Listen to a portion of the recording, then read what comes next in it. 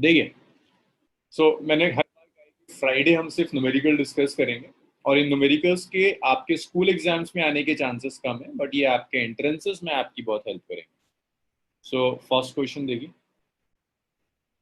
और थोड़ा सा तेज चलेंगे। सॉल्व एक्सपेक्ट करूंगा कि आप एक आध मिनट में हर न्यूमेरिकल सॉल्व कर लें। जैसे ये एक प्रीवियस ईयर्स जेई का क्वेश्चन है।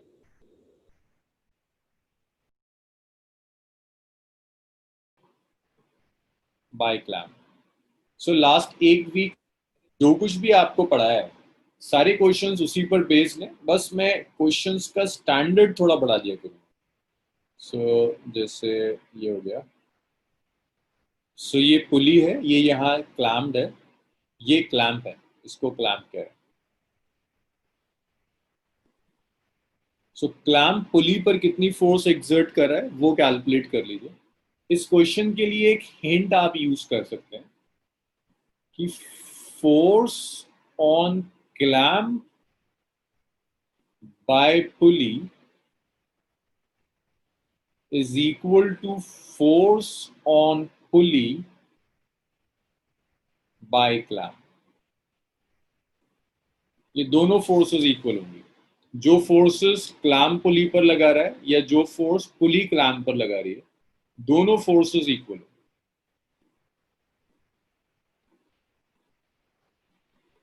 तो अगर आप फोर्स ऑन क्लैंप बाय पुली लेंगे, ये कैलकुलेट करना कंपेरेटिव आसान काम करके बता दीजिए मुझे कितना आ रहा है। ये पुली से आपने मास एक कैपिटल एम कनेक्ट किया हुआ है, पुली का मास स्मॉल एम और स्ट्रिंग यहाँ कनेक्टेड। मुझे सिर्फ चाहिए पुली पर नेट फोर्स। तो देखो पुली पर फोर्सेस क्या क्या एक्ट कर रही होंगी। हाँ अब्दुल हन्नान, ठीक है। देखो पुली पर एक तो टेंशन यहाँ एक्ट करेगी, एक टेंशन ये एक्ट करेगी। पुली स्ट्रिंग से कनेक्टेड है, तो पुली पर फोर्सेस क्या एक्ट कर रही होंगी, टेंशन एक्ट कर रही होगी। टेंशन का डायरेक्शन होता है अवे फ्रॉम द पुली। तो एक टेंशन डाउनवर्ड्स एक्ट कर रही है, एक टेंशन लेफ्टवर्ड्स एक्ट। और उसके साथ साथ पुली का वेट भी होगा mg। पुली को अगर मैं ऐसे ड्रॉ कर दूं कि ये पुली है, तो पुली पर फोर्सेस हैं, mg एक्ट कर रहा है, टेंशन एक्ट कर रहा है, और यहां से भी टेंशन एक्ट कर रहा है। तो जब आप नेट फोर्स कैलकुलेट करेंगे, देखिए नेट फोर्स क्या हो जाएगी, इन तीनों फोर्सेस को ऐड कर दीजिए। भाई ये टी और mg को ऐड कर कर तो आप लिख सकते हैं ना एक ही डायरेक्शन में टी प्लस mg। यहाँ दो फोर्सेस हैं, एक टी और एक T plus mg। Net force हो जाएगी एफ नेट आ जाएगा, पैरेललोग्राम लॉ लगा दीजिए। दो फोर्सेस हैं विच आर परपेंडिकुलर, तो एफ नेट आता था पैरेललोग्राम में root over a square plus b square. तो ये नेट फोर्स हो जाएगी root over t square plus t plus m g का होल स्क्वायर। अब आपका काम सिर्फ इतना रह जाता है कि आप किसी तरह से टी कैलकुलेट कर लें। तो ये कैपिटल एम देखो, कैपिटल एम पर एक फोर्स डाउनवर्ड्स एक्ट कर रही है एम जी, एक फोर्स अपवर्ड्स एक्ट कर रही है टी। तो अगर इस कैपिटल एम का आपने एफ बी डी ड्रॉ कर दिया, तो डाउनवर्ड्स है एम जी, अपवर्ड्स है टी। ये जो टी होगा, ये टी एग्जैक्टली एम जी के इक्वल होगा। This is one and this is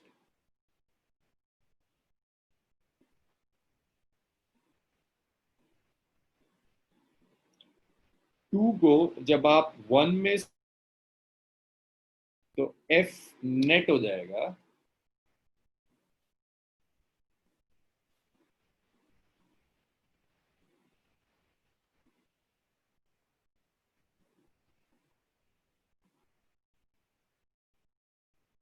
it's root over it's m g square plus m g plus m g. अब आप चाहो तो जी कॉमन लेकर बाहर आ जाओ। That's the net force on the पुली। बस यही चाहिए था। अच्छा, इसके बाद एक सिंपल सा क्वेश्चन और करो। ये गिवन है अ बीड,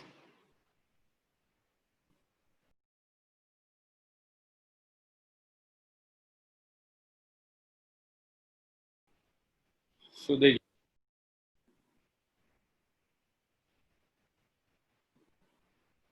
आप ये जो मैं डायग्राम बना रहा हूँ ये तो क्वेश्चन का पार्ट है।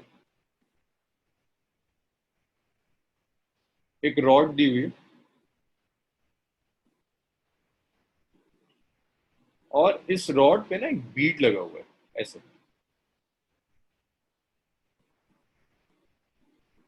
भाई जैसे एक माला है उसके ऊपर ये बीड है, ये बीड स्लाइड कर सकता है, ऊपर नीचे स्लाइड कर सकता है ओवर दिस रॉड। ये हॉरिजॉन्टल है and this angle is alpha. This angle is alpha.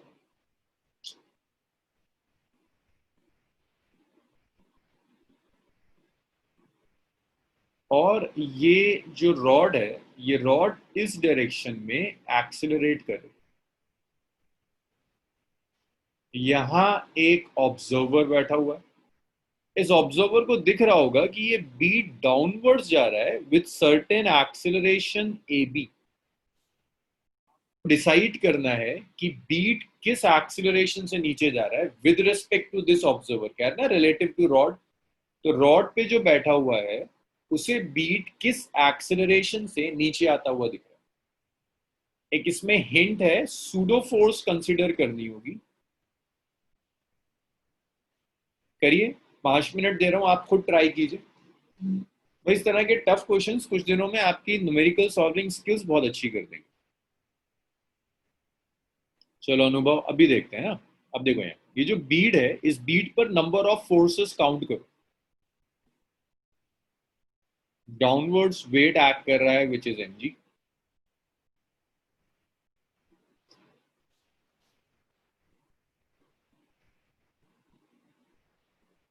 Normally action is an. भाई ये रॉड लेफ्ट में जा रही है तो यहां पर एक सूडो फोर्स एक्ट कर रही होगी, एफ सूडो, एफ पी लिख दो।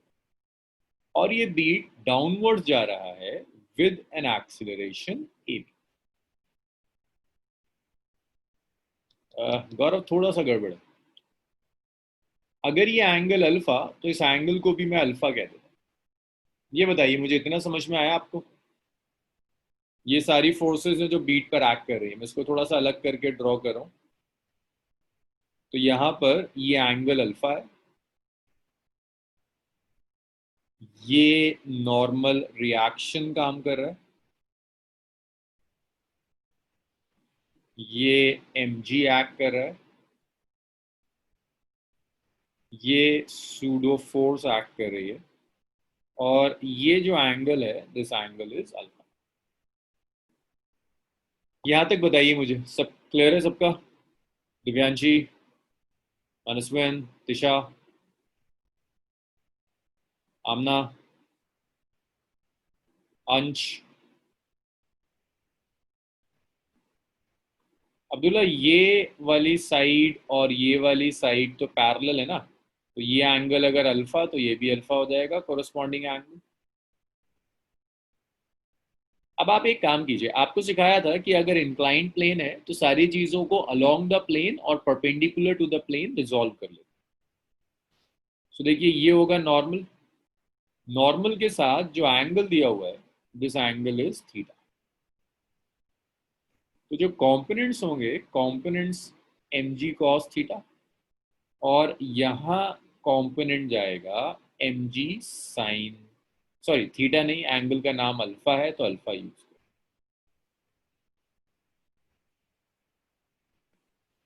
अगर ये अल्फा है तो ये भी अल्फा होगा और ये भी अल्फा होगा। अगर ये सूडो फोर्स है तो यहाँ जो कंपोनेंट होगा that is F P cos alpha. और यहाँ पर देखो, जहां एंगल गिवन होता है वहां कॉस अल्फा, यहाँ आएगा एफ पी साइन।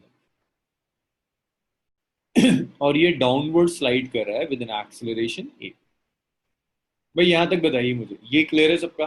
मनस्वन,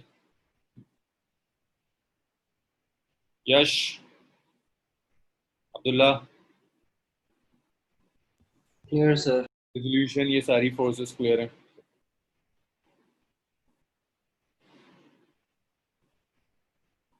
मैं क्वेश्चन तो रब कर दूं ना, क्वेश्चन तो लिख लिया सबने? भाई मैं क्वेश्चन रब कर रहा हूँ, क्वेश्चन मिस मत कर देना।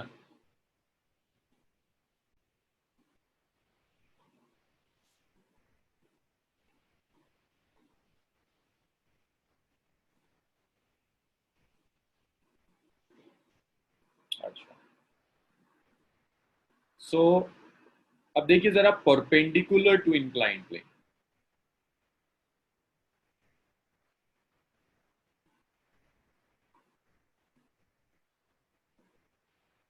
ये मुझे कौन बताएगा? दिव्यांशी, तुम्हारा ऑडियो डिवाइस काम कर रहा है? दिव्यांशी,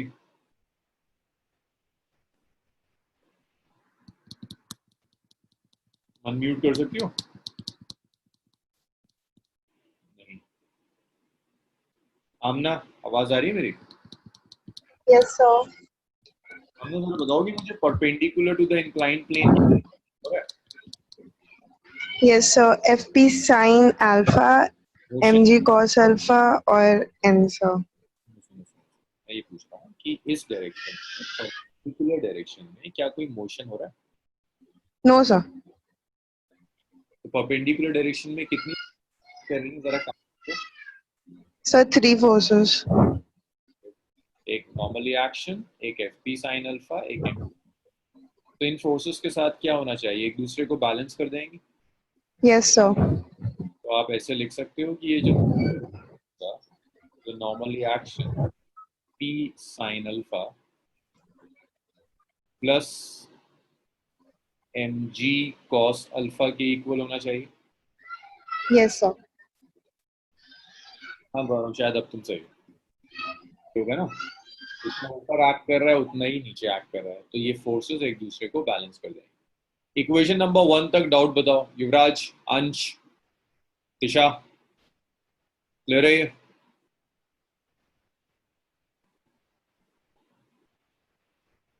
युवराज तुम हो क्लास में? फिर क्लास में नहीं। अंश, तुम्हें आवाज आ रही है? अच्छा है।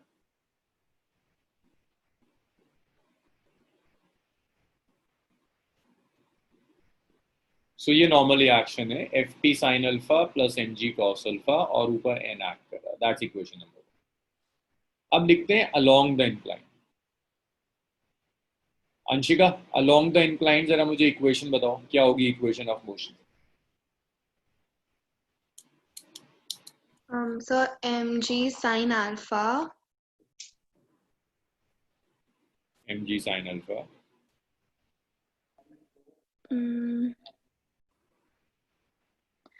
माइनस, देखो ऊपर क्या एक्ट कर रहा है, cos alpha minus fp cos alpha is equal to Beed का मास एम है, mass of Beed multiplied by acceleration of Beed. Beed downward accelerate कर रहा है, एक्सेलरेशन इज AB. अच्छा जानवी, जरा मुझे बताओ ये सूडो फोर्स कितनी होगी? जानवी, ये सूडो फोर्स एफ पी कितना है? So mass into acceleration. तो एक्सेलरेशन लेंगे, रॉड का एक्सेलरेशन या बीट का एक्सेलरेशन? जानवी, Sir, एक मिनट सूडो जो फोर्स है, सभी का सूडो फोर्स में एक्सेलरेशन बॉडी का नहीं लेते, एक्सेलरेशन उस फ्रेम का लेते हैं जो फ्रेम एक्सेलरेट कर रहा है। यहाँ फ्रेम रॉड है, रॉड का क्या आ जाएगा, एम। चलो इसकी वैल्यू रख देते हैं। गौरव तुम ऑलमोस्ट सही थे, थोड़ी सी मिस्टेक कर रहे थे। M g sine alpha minus m a cos alpha is mass into acceleration. तो ये एम एम और एम कैंसिल हो गया, तो एक्सेलरेशन ऑफ बीड आ गया। Sir Yes. हाँ, g sine alpha minus a cos alpha. मैं इसे टफ करूंगा, अभी इसमें फ्रिक्शन भी डाल दूंगा, कुछ दिन के बाद इसे रोटेट करना शुरू कर दूंगा, तो बड़ा अच्छा क्वेश्चन लगता है मुझे। Same problem, if rod coefficient sir rough, अगर रॉड रफ, सेम मुझे एक्सेलरेशन चाहिए। तो भाई देखिए क्या होगा, ये जब बीड नीचे जाएगा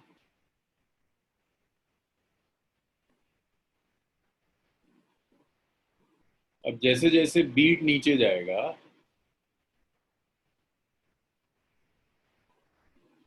फ्रिक्शन ऊपर एक्ट करेगा। ठीक है कैस्पल, तुम्हारा ठीक है, सिर्फ एक ही फोर्स तो बढ़ेगी, फ्रिक्शन बढ़ जाएगा। बीड नीचे जा रहा है, फ्रिक्शन ऊपर एक्ट करना शुरू कर देगा। अब सिर्फ इतना चेंज आएगा, परपेंडिकुलर टू द इंक्लाइन में तो कोई चेंज ही नहीं है, सिर्फ चेंज अलोंग द इंक्लाइन वाले में आएगा। अनुभव कुछ मिस कर रहे हो, पूरा नहीं करा तुमने, कुछ मिस कर रहे हो। अब फ्रिक्शन कैसे कैलकुलेट करते हैं, मानसवन बताएगा। मानसवन, फ्रिक्शन कैसे कैलकुलेट होता है यार, बताओ। मानसवन आ गया? मानसवन,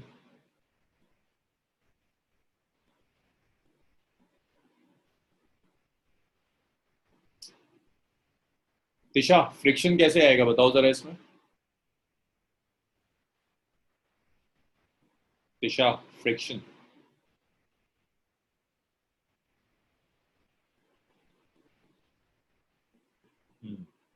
भाई देखिए फ्रिक्शन होता क्या है, इट्स म्यू एन होता है। तो फ्रिक्शन इज म्यू, इसे ऐड कर दीजिए, F p sine alpha plus m g cos alpha. Friction F p pseudo force की वैल्यू रख दीजिए, एम ए होता है। तो फ्रिक्शन हो गया mu, it's m a sine alpha plus m g cos alpha, that's friction. अब आपको इक्वेशन लिखनी है अलोंग द इंक्लाइन, आपको इक्वेशन अलोंग द इंक्लाइन लिखनी है। So along the incline mg sin alpha is acting in downwards direction,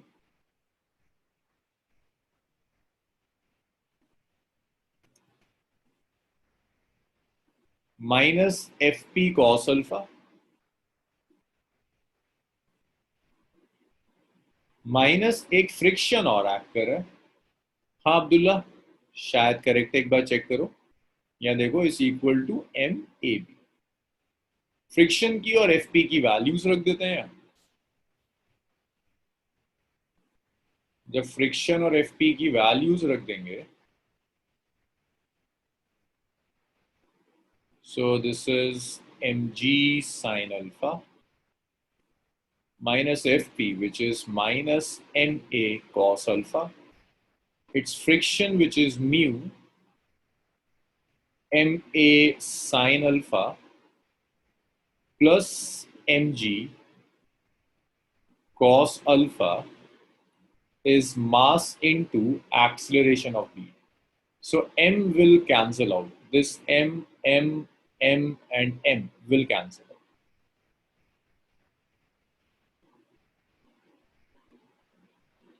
और ये m, सो यहां से एक्सिलरेशन ऑफ बीड आ गया, it's g sin alpha minus a cos alpha minus mu, it's a sin alpha plus g cos. चलिए एक और problem देते हैं, ये प्रॉब्लम हमने करी है बट इसको एक मूविंग एलिवेटर में डाल देते, फिर देखते हैं आप कैसे हैंडल करें। तो ये तो हमने सॉल्व करा है, बड़ा सीधा सा क्वेश्चन। एक्सेलरेशन हमने देखा था क्या रिलेशन आते हैं, लेकिन अगर ये पूरा सिस्टम ऊपर जा रहा है with an acceleration, if pulley is massless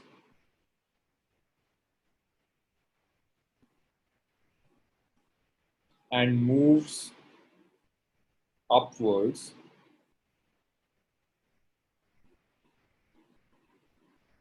with acceleration a, find acceleration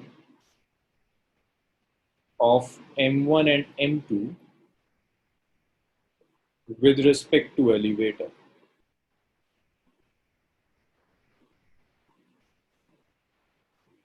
चलिए भाई सॉल्व करके दिखाइए क्या आएगा। तो जी ऑब्जर्वर को M2 का मास ग्रेटर है कि M1 का? M2 का, M2 का। ऑब्जर्वर को एलिवेटर में बिठा देना, क्योंकि सब कुछ एलिवेटर की रिस्पेक्ट में चाहिए। करिए, 5 मिनट है आपके पास, सॉल्व करिए। चलो भाई देखो, सो यहाँ पर ये जो मास M1 है, इस M1 का FBD बनाते हैं ना। टेंशन T ऊपर एक्ट करेगी, वेट डाउनवर्ड्स एक्ट करेगा, विच इज M1G। सो अगर मैं यहाँ पर M1 का FBD बना देता हूँ, this is M1, downwards weight act कर रहा है, which is M1G, downward pseudo force act कर रही है, which is M1A, upwards tension act कर रही है, विच इज T, और ये ऊपर जा रहा है विद एन एक्सेलरेशन A0। तो भाई इक्वेशन सीधी सीधी सी हो जाएगी, T minus M1G minus M1A is M1A0। That's first equation. फिर इसी तरह से M2 का FBD बना लो। डाउनवर्ड्स M2A एक्ट कर रहा है, डाउनवर्ड्स वेट एक्ट करेगा M2G, ऊपर टेंशन एक्ट करेगी T। चलो गुड जानवी, आंसर आया तुम्हारा कुछ। ये डाउनवर्ड्स एक्सेलरेशन एक्ट कर रहा है A0।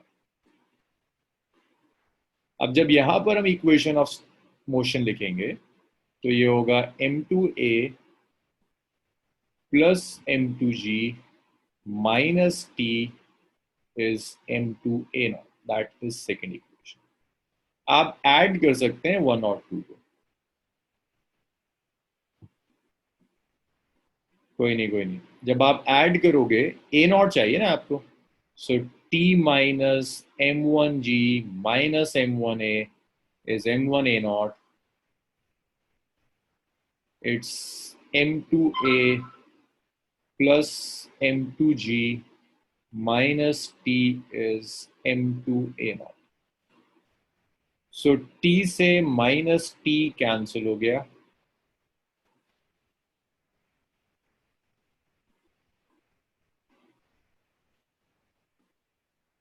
और ये आ गया M2A plus M2G minus M1G minus M1A is M1A0 plus M2A0। सो यहां से A0 आ गया, it's M2A plus M2G minus M1G minus M1A over M1 plus. एक न्यूमेरिकल और ट्राई करो। इस टाइप का न्यूमेरिकल मैंने आपको क्लास में कराया था, लेकिन उसमें फ्रिक्शन नहीं। अच्छा, एक और करो, उसमें फ्रिक्शन भी है और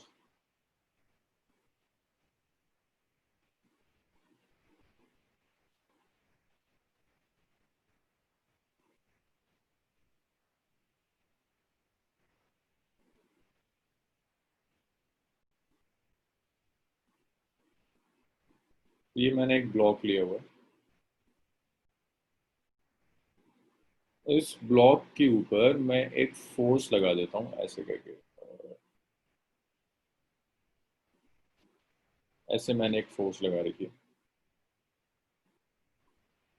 और ये जो फोर्स है ये हॉरिजॉन्टल के साथ जो एंगल बना रही है, दिस इज 37 डिग्री। फोर्स मैंने अप्लाई करी है 500 degree. Coefficient of kinetic friction है 0.3, स्टैटिक फ्रिक्शन है 0.4, ब्लॉक का मास है 12 kg।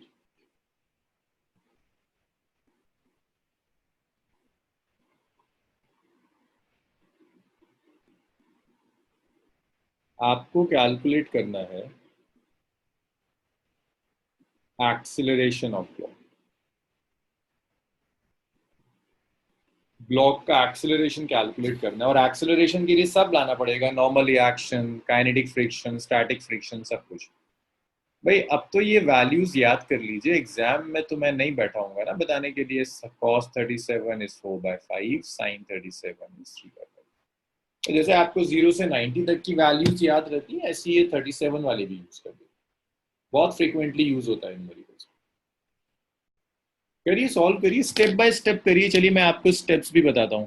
पहले आप नॉर्मल रिएक्शन कैलकुलेट कीजिए, फिर आप स्टैटिक फ्रिक्शन लीजिए, फिर आप काइनेटिक फ्रिक्शन लीजिए, फिर आप एक्सेलरेशन पर आइएगा। चलो एक हिंट और मैं दे देता हूँ, अगर कोई ऐसा इससे अब भी नहीं कैलकुलेट हो रहा। हाँ यश, तुम्हारा भी सही है, यश भी सही कर रहा है।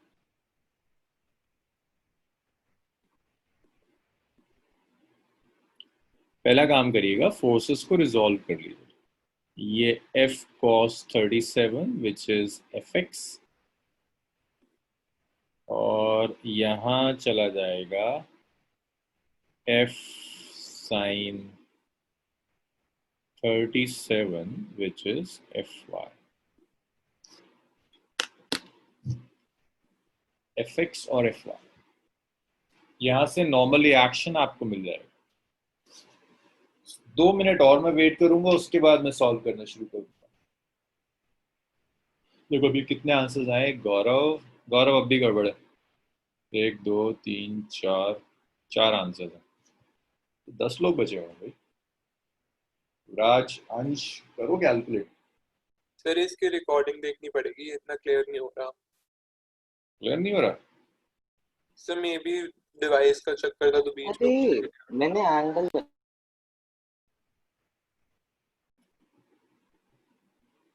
गौरव असल में इसका ना किसी न्यूमेरिकल का पहले वाले न्यूमेरिकल से कोई रिलेशन ही नहीं है।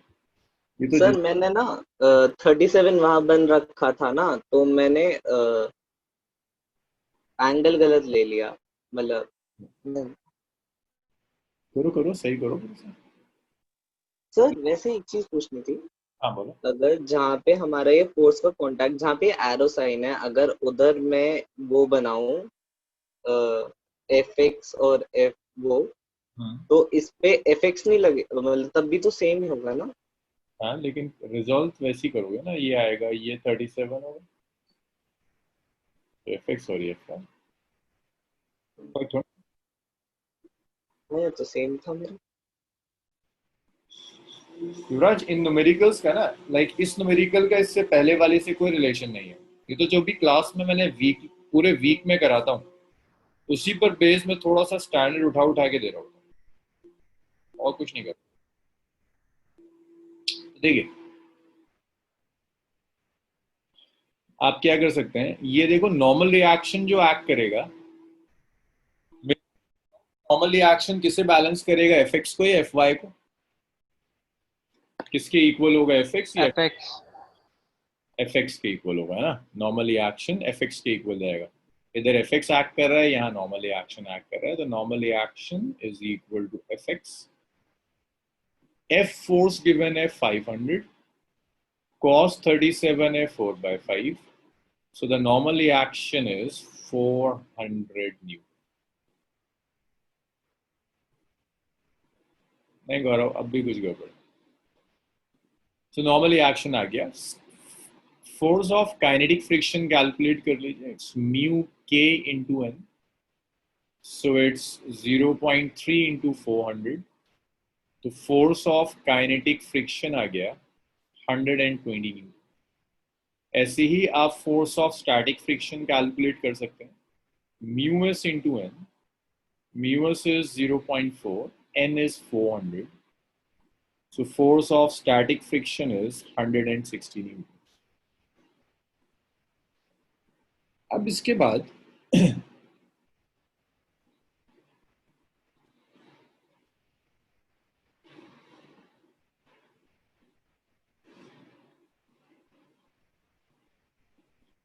अब y एक्सिस के अलोंग देखो, नेट फोर्स y एक्सिस के अलोंग कितनी एक्ट कर रही है, net external force along y axis.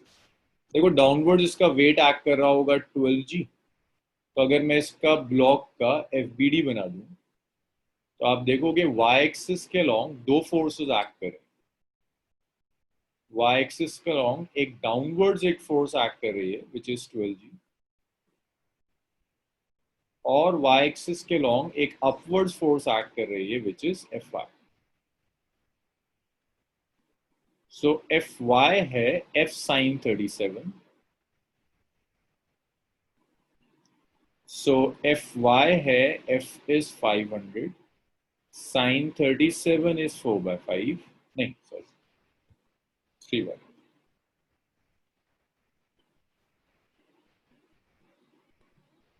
It's 100. तो Fy आ गया Fy is 300. So y axis के लॉन्ग 300 न्यूटन की फोर्स एक्ट कर रही है. 12g का मतलब हो गया 120 न्यूटन. सो इसके ऊपर नेट अपवर्ड्स जो फोर्स एक्ट कर रही है, नेट अपवर्ड्स एक्सटर्नल जो फोर्स है, भाई देखो ऊपर 300 एक्ट कर रहा है, नीचे 120 एक्ट कर रहा है, तो नेट फोर्स तो ऊपर एक्ट कर रही है. 300 minus 120 which is 180 Newton. So net force upwards act कर रही है. अंशिका मुझे बताओगी फ्रिक्शन का डायरेक्शन क्या होगा, काइनेटिक फ्रिक्शन का? इसको मैं F नेट लिखता हूं.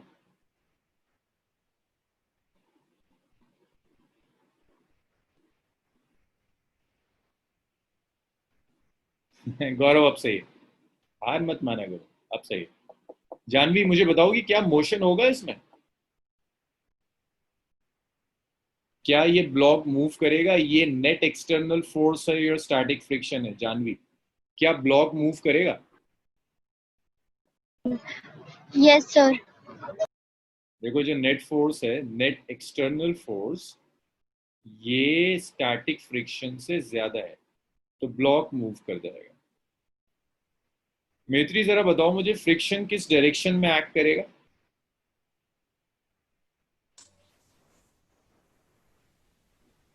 ब्लॉक मूव करेगा तो काइनेटिक फ्रिक्शन एक्ट करेगा. किस डायरेक्शन में एक्ट करेगा काइनेटिक फ्रिक्शन?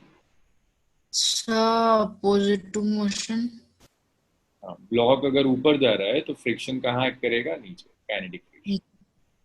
तो ब्लॉक ऊपर जा रहा है विद एन एक्सीलरेशन है. अब इक्वेशन ऑफ मोशन लिख दो.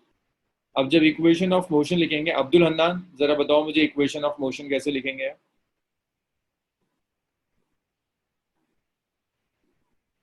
अब्दुल हन्नान.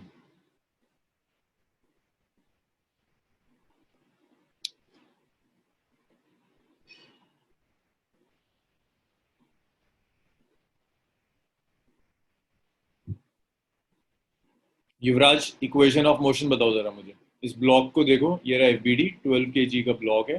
मुझे इक्वेशन ऑफ मोशन बताओ. Sir along x axis.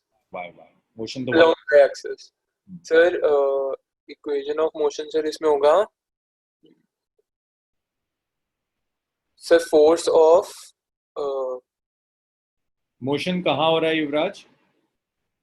Sir motion upward. Upwards. तो क्या लिखोगे? अपवर्ड्स कौन सी फोर्स एक्ट कर रही है? सर अपवर्ड फोर्स एक्ट करेगी एफ ऑफ वाई, जो वाई के लॉन्ग एक्ट कर रही है 300 न्यूटन. और डाउनवर्ड्स क्या एक्ट कर रहा है? सर 120 न्यूटन माइनस 120 न्यूटन हो गया 120 न्यूटन. और प्लस सर 120 न्यूटन में plus minus friction minus friction. Yes sir. which is equal to 12A. भाई नेट अपवर्ड्स में मैत्री एक 300 न्यूटन की फोर्स एक्ट कर रही है, एक 120 न्यूटन की फोर्स एक्ट कर रही है, और तो कोई एक्सटर्नल फोर्स एक्ट नहीं कर रही थी.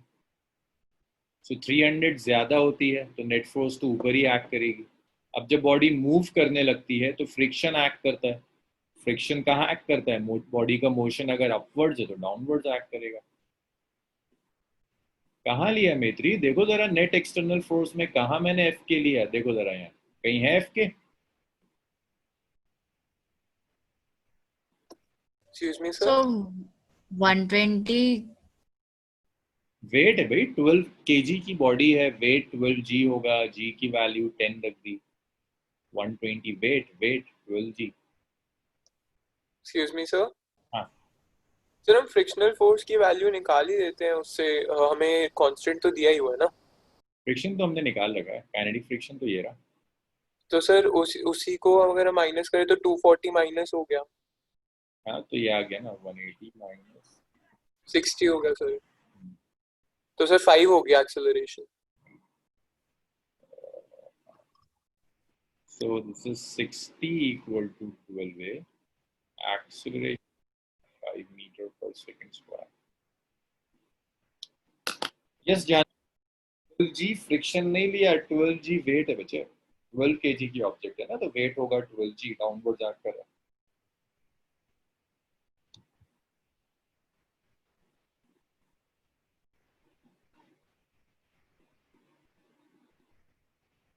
अभी हुआ इतना क्लियर? Yes sir. सो ये लास्ट क्वेश्चन था, आज इसको यहीं छोड़ते हैं।